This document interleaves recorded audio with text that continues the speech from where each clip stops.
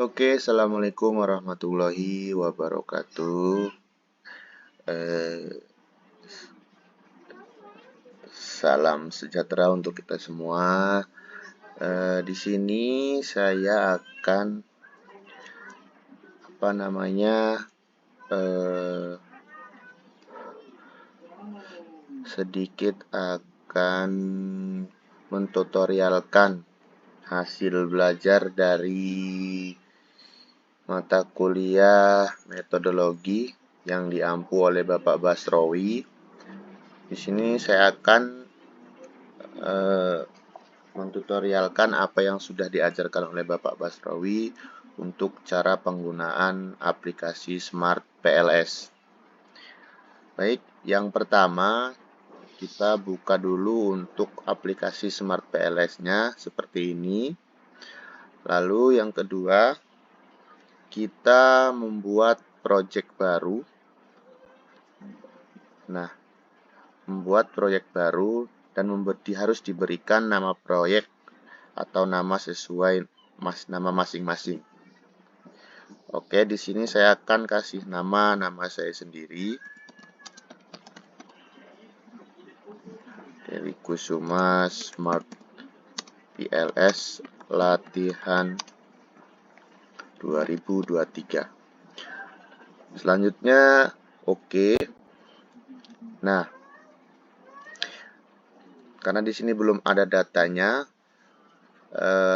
kebetulan datanya sudah diberi atau sudah dikasih oleh Pak Basrowi. Bagaimana caranya untuk mengimpor datanya yang sudah ada dari Pak Basrowi itu yang berbentuknya Excel. Jadi di sini ada klik 2 kali untuk mengimpor data. Seperti yang ada di layar sini, klik 2 kali. Nah, kita cari data yang mau akan kita kelola.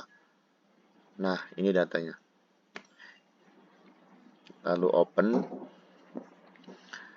Dan di sini untuk import filenya kita tambahkan nama sendiri aja. Latih Smart PLS dari Kusuma. Lalu tekan OK. Nah, di sini sudah ada data filenya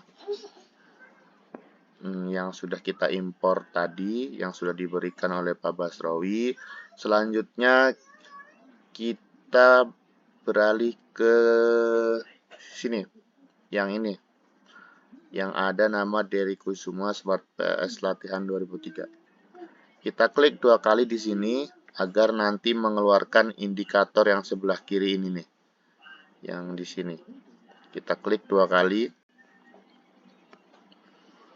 Nah, di sini sudah keluar indikator dari nilai-nilainya atau datanya. Sudah ada di layar sebelah kiri bawah. Selanjutnya kita akan membuat seperti ini. Jadi kita masukkan dari data TL1 sampai TL7, lalu kita drag ke area yang kosong ini. Nah, terus yang kedua, kita masukkan lagi data yang YLE1 dan YLE2, kita dragkan lagi ke area yang kosong ini. Selanjutnya, nilai dari EF1 sampai EF4 kita drag lagi atau kita pindahkan lagi ke sini. Terus selanjutnya untuk data OC 1 sampai OC6 kita drag lagi ke area sini. Nah, ini sudah kita masukkan semua datanya, tinggal kita rapikan aja agar kelihatannya lebih gampang atau lebih mudah dilihat dan dipelajari dan dibaca. Ya. Oke. Yang untuk yang ini kita ganti dulu namanya sesuai dengan indikatornya. Yang pertama ini yang TL1 sampai TL7, kita klik kanan di bagian warna merah, lalu mengubah nama. Untuk format namanya sih disesuaikan dengan bahasa masing-masing di aplikasi Smart PLS-nya. Kalau saya di sini mengubah menjadi bahasa Indonesia agar mudah dipahami. Oke, lanjut. Ini mengubah nama. Nah, ini adalah variabel X-nya. Variabel X1-nya yaitu sebagai TL1 itu sebagai teaching leadership.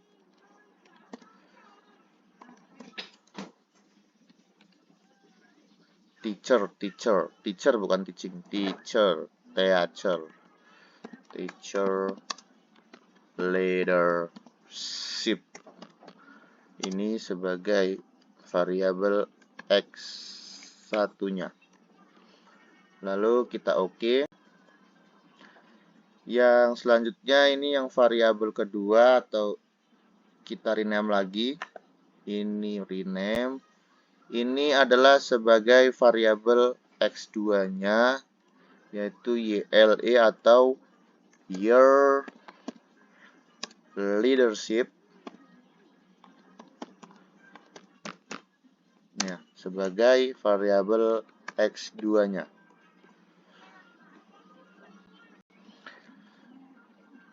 Terus selanjutnya untuk variabel yang ketiga yaitu ini sebagai variabel Y-nya, kita rename lagi. Kita rename sebagai EF atau effectiveness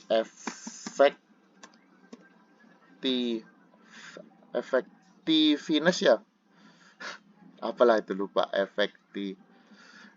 Saya lihat dulu. Iya kan, Bu? Iya, effectiveness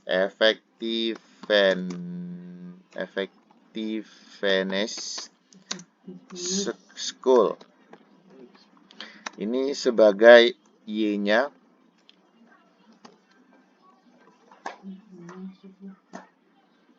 Oke.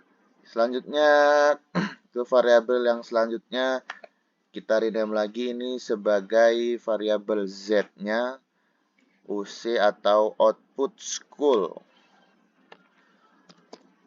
Output school.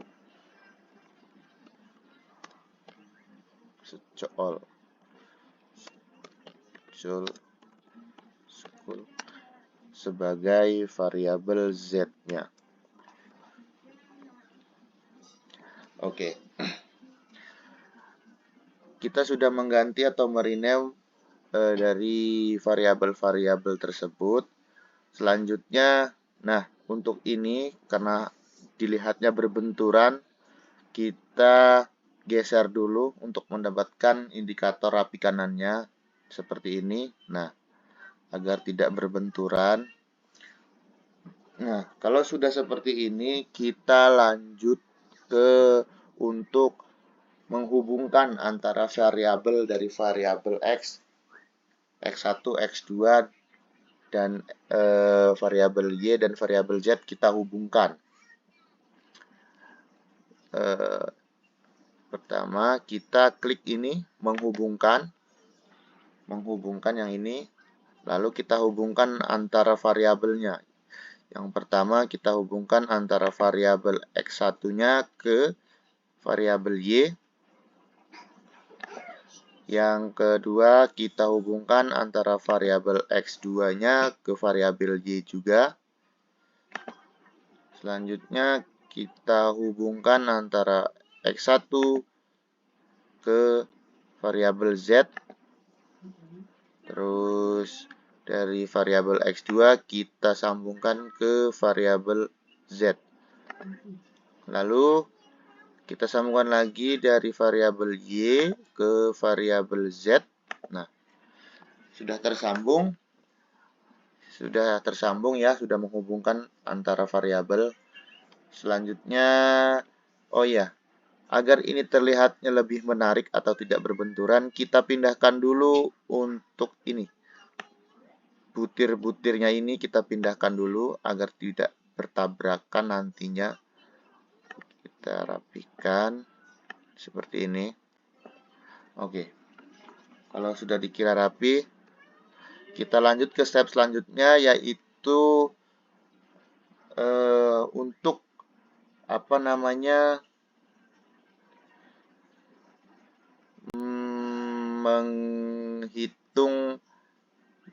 menghitung algoritma PLS-nya. Ya, kita sedikit cari dulu untuk menghitung algoritma PLS-nya. Apa itu algoritma PLS? Kita lihat di sini. Jadi PLS algoritma itu disebut juga algoritma standar untuk menghitung komponen atau faktor PLS nonlinear iteratif partial atau disingkat NIPALS. Merupakan inti paling penting dalam PLS dan mempelajari merupakan kunci untuk memahami metode PLS. Ya, jadi seperti itu penjelasannya untuk algoritma PLS-nya. Kita langsung aja untuk menghitung algoritmnya. Jadi klik yang ini, menghitung algoritma PLS-nya. Ya, algoritma partial least square. Mulai perhitungan. Nah, untuk perhitungan ini mungkin kalau laptopnya speknya rendah atau RAM-nya kecil itu membutuhkan waktu yang lama. Kalau prosesnya cepat seperti ini berarti laptop Anda mumpuni. Ya, seperti saya ini jadi tidak memerlukan waktu lama untuk menunggu perhitungan PLS algoritmnya jadi sudah keluar. Nah, ini dari nilai atau hasil dari perhitungan algoritmnya ya. Koefisien jalur, terus pengaruh total dan lain sebagainya. Nanti sudah keluar ini kita ekspor ke Excel, ke Microsoft Excel. Klik yang ini, ekspor ke Excel. Mulai ekspor. Nah, kita simpan datanya disesuaikan dengan penyimpanan di laptop kalian masing-masing. Kalau saya sudah ini dari Kusuma latihan 2023. Kita taruh, kita save.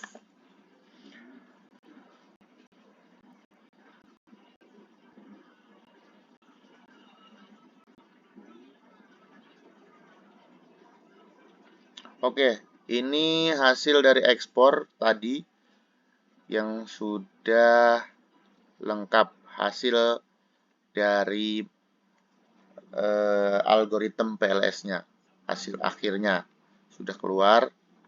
Nah, untuk koefisien jalur, total pengaruh, efek tidak langsung spesifik, pengaruh total, dan ini lengkap grafiknya sudah jadi ya. Jadi kita simpan dulu, kita minimize. Selanjutnya kita balik lagi ke yang ini. Yang dari apa tadi untuk gambar ininya yang sudah kita buat. Nah, setelah kita hitung menggunakan algoritma PLS, nah ketahuan untuk angka dan nilainya otomatis keluar sudah dari menggunakan algoritma PLS ini. Selanjutnya untuk ini karena sudah keluar nilainya, kita simpan gambarnya atau kita ekspor sebagai gambar. Kita simpan di PC kita. Caranya klik kanan di sembarang tempat saja. Lalu ekspor sebagai gambar file. Nah, kita kasih nama di sini algorithm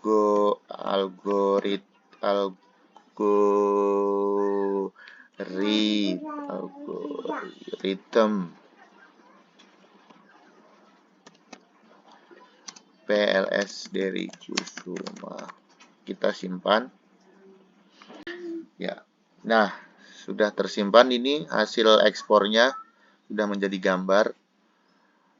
Kemudian kita hitung lagi untuk mencari apa namanya itu bootstrapping. Apa itu bootstrapping? Kita cari tahu dulu. Bootstrapping adalah proses untuk menilai tingkat signifikansi atau probabilitas dari direct effect, indirect effect, dan total effect.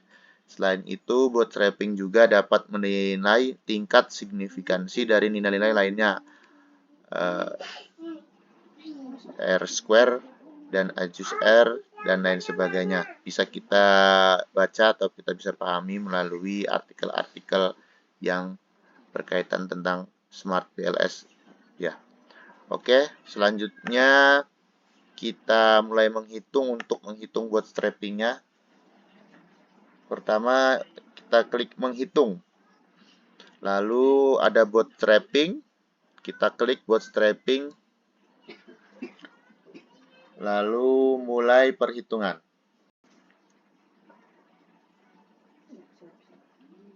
Nah, berhubung saya menggunakan PC atau laptop yang speknya mumpuni, jadi prosesnya tidak lama, hanya membutuhkan waktu beberapa detik saja, tapi ini disesuaikan dengan spek komputer atau PC masing-masing. Kalau sudah kelihatan nilainya, hasil bootstrapping-nya, kita ekspor lagi ke Microsoft Excel. Caranya ekspor ke Microsoft Excel, mulai ekspor. Lalu kita rename di sininya agar tidak namanya sama dengan yang algoritma, kita ganti di sini bootstrapping.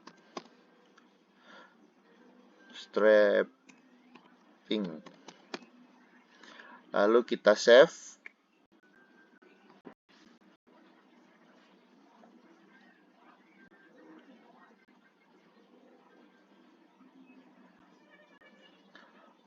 Oke, ini hasilnya, hasil ekspor dari bootstrapping. Hasil akhirnya histogramnya basis data. Terus ini coefficient jalurnya nilainya sudah keluar semua. Grafiknya juga kan berbeda antara bootstrapping dan yang algoritma ini menggunakan ini grafiknya bentuk apa ya? Ya seperti ini. Nanti kita pelajari lebih lanjutnya. Selanjutnya kita minimize. Kita balik lagi ke yang ini, yang ke gambar ini. Nih. Yang penghubung antar variabel ini.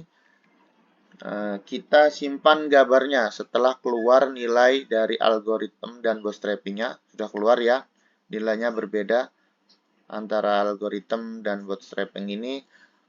Lalu kita simpan, klik kanan sembarang, ekspor sebagai gambar lagi.